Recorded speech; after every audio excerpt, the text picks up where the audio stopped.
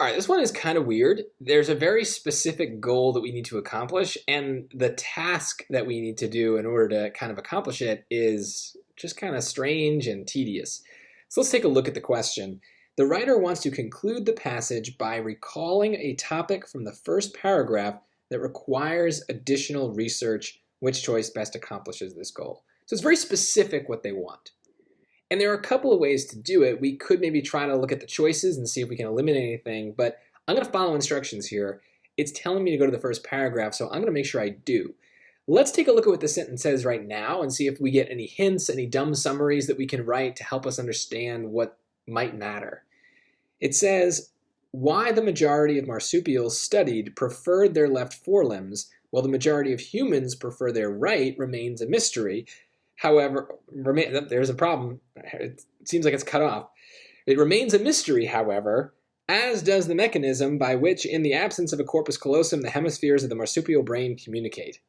This is so confusing, the sentence. Look at all these like commas and just weird phrases and clauses and vocabulary. This would be a good example where maybe like don't even read this because it's just going to make you more miserable. So save it until you've got some evidence from the first paragraph that you can kind of compare it with. So let's go to the first paragraph. There's a little break here. It's long, of course. Marsupials lend a hand to science. Marsupials, mammals that carry their young in a pouch, are a curiosity among biologists because they lack a corpus callosum. Oh, okay, well there's that word. And curiosity suggests something that requires additional research, something that they're unsure of, right? So we're trying to find matching ideas, just little clues that the SAT is leaving for us that might nudge us in the right direction of the answer. So that's that word curiosity. That's pretty good. Let's keep reading though. In most other mammals, the left hemisphere of the brain controls the right side of the body, the right hemisphere controls the left, and the corpus callosum allows communication between the hemispheres. So there's that word again, corpus callosum. They seem to be saying this is an important thing. Scientists have long believed that this structure enables complex tasks by sequestering skilled movement to a single hemisphere without sacrificing coordination between both sides of the body. So okay, they've long believed this, so maybe there's also, again, something that they're unsure of.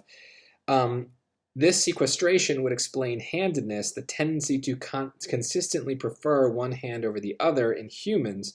However, a recent finding of handedness in marsupials suggests that a trait other than the presence of the corpus callosum links as handedness bipedalism.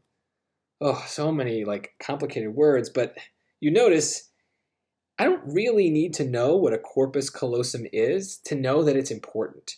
It's repeated 3 times in this paragraph. That is like alarm bells in SAT terms. They're saying like, hey, look at this. This seems to be important. Pay attention to this thing.